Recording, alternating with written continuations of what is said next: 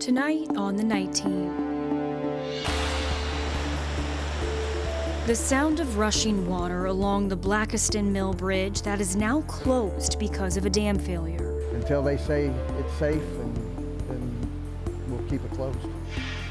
Plus, decoy birds set up to scare away dozens of vultures invading a Jeffersonville neighborhood. It's odd that they are in such abundance now that they're in this area. How neighbors are dealing with the flocks. And later, solar farms denied in Indiana, many claiming they'll decrease land value. In my opinion, it's been negatively affected. Focus traveled to a 1,400-acre solar farm in southwest Indiana to investigate if that claim is true. Right now on the WHAS11 Night Team.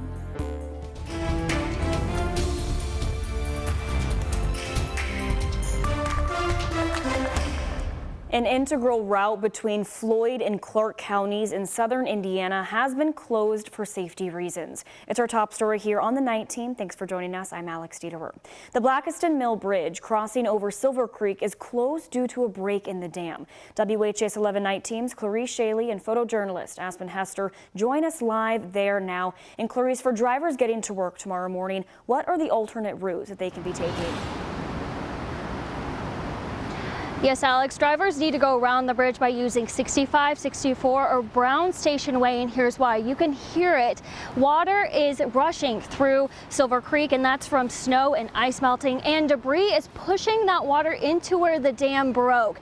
Now, there is a crack in the roadway here. It actually moves a little bit when I step on it. It just shows the force of the water. Floyd County Emergency Management tells us that this about 3 to 4 inch gap has only grown since they were called to the failure at around 4:20 this afternoon.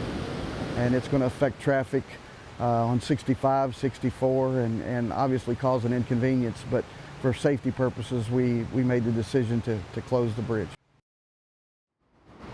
We'd spoken to drivers and a Floyd County commissioner just last month about this bridge because drivers were having issues with the potholes. The bridge itself was built in 1964 and the county has been working to replace it since 2017. County Commissioner Al Nabel says the new bridge building process is set to start next year with it open and ready to use in about fall of 2027. Now, a contracted group has been scheduled to come out here tomorrow morning at 8 a.m. They will assess the bridge, they will inspect it, and that will determine what needs to happen for it to reopen. So as of right now, there's no time on when this bridge will reopen. Live in Floyd County, Clarice Shaley, WHAS 11 Night Team on your side. All right, thank you, Clarice. The Louisville Fire Department tackled an early morning fire at a church in the Shawnee neighborhood today. The fire department responded to the New Jerusalem Apostolic Church on West Broadway just before 7 this morning. Crews were on scene within 2 minutes and were met with heavy flames. Officials say they had to call on additional crew members and equipment. It took more than 50 firefighters an hour and a half to get the fire under control. There were no injuries reported, and Louisville Arson is investigating. President Trump signed a trio of executive orders on Saturday that could mean higher prices for American consumers on everything from groceries to gasoline. Tariffs against Mexico, Canada, and China are set to go into effect on Tuesday, but all three countries are vowing to impose retaliatory tariffs on American goods. Tariffs are paid by businesses to the U.S. government when products cross the border, and those businesses often pass down those costs to customers. ABC's Allison Cossack has the details. The United States may be headed for a trade war with three of its biggest trading partners. The president signing 3 executive orders imposing 25% tariffs on imports from Mexico and Canada, with a lower 10% tariff on Canadian oil and gas and 10% tariffs on goods from China. Trump insists tariffs are necessary to strengthen the U.S. economy and accuses those countries of allowing undocumented migrants and illegal drugs to enter the U.S. China makes the fentanyl, gives it to Mexico, puts it through Canada, puts it through different places, mostly Mexico, but also a lot through Canada.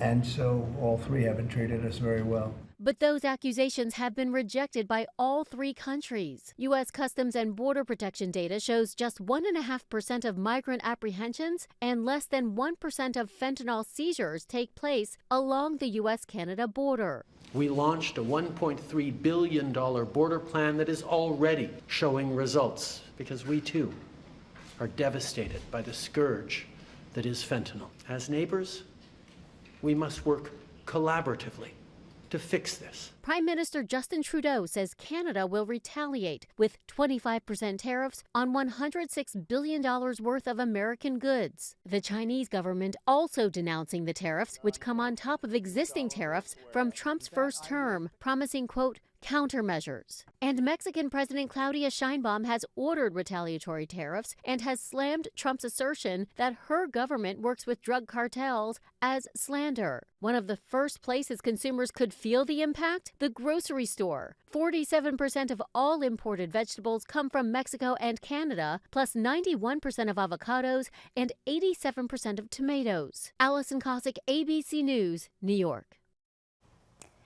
Politicians from both sides of the aisle are slamming the move. Kentucky Senator Rand Paul called these tariffs taxes in a social media post, saying conservatives used to unite against new taxes. Meanwhile, Louisville Representative Morgan McGarvey says Trump is directly breaking a campaign promise. Donald Trump spent a year or more campaigning on the fact that he was going to lower the cost of goods for Americans. And then within 2 weeks of being in office, he is taking actions which are going to raise the cost of goods for Americans. And nearly every economist agrees that's the likely outcome of this.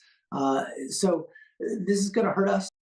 Kentucky bourbon is already being attacked. Canadian leaders are telling Canadians to forego Kentucky bourbon for Canadian rye. Governor Andy Beshear is already sounding the alarm.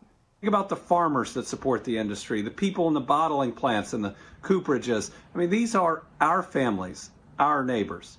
My job is to fight for you. No matter your party, my job is to fight for Kentucky, and I will do it the very best I can. But I need your help. Beshear is asking Kentuckians to call the federal delegation and tell them to fight back against the tariffs. And new tonight, Kentucky State Representative Pamela Stevenson has filed paperwork to put herself in the running for Mitch McConnell's Senate seat in 2026. Stevenson, who is the House Minority Leader, filed the paperwork Friday with the Federal Election Commission. This allows her to start raising funds for a Senate run. Stevenson, an Air Force veteran, most recently ran for State Attorney General, but lost to Republican Russell Coleman. McConnell has not announced whether he will run for re-election or not, but the sitting senator has similar paperwork already on file. And new tonight, a Jeffersonville neighborhood has been swarmed with dozens of vultures. Mayor Mike Moore told us today that the city installed 2 decoy birds to ward off the black vultures that are protected by the Indiana DNR. WHAS11 night teams Clarice Shaley and Aspen Hester were in the neighborhood today speaking with neighbors on the effectiveness of these decoys. Just kind of creepy, you know. The sound of flapping wings and the distant grunts and chuffs of black vultures loom over this Jeffersonville subdivision. Every once in a while when I'm driving around, I'll see a group of them on the ground in front of a house or something. Residents living in the neighborhood say their scavenger neighbors are not a new sight.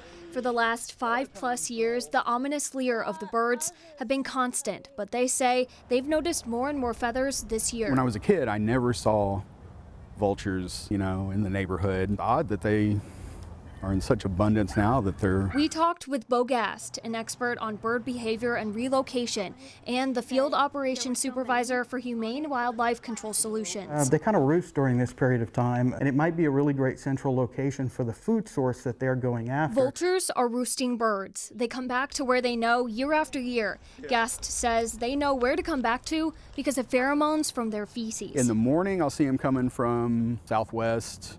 In the evening, they kind of head back the same direction. The city and Mayor Mike Moore took notice of the flock and took action, hanging up these dead vulture decoys to scare off the roost. Bo says there's only one 2-step plan that's a surefire way of losing this flock. Use lasers, which we use on the feet of the birds. Doesn't hurt them in any kind of way, but it makes them uncomfortable. The other half is cleaning everything up. All of the droppings have to be clean. They have to use the right product to clean them. So you remove all of the pheromones from the birds being there. The process for this plan is time-consuming and costly. In Jeffersonville, Clarice Shaley, WHAS 11 on your side. Vultures are protected under the Migratory Bird Treaty Act of 1918. That means killing or capturing them without a permit from the U.S. Fish and Wildlife Service is illegal.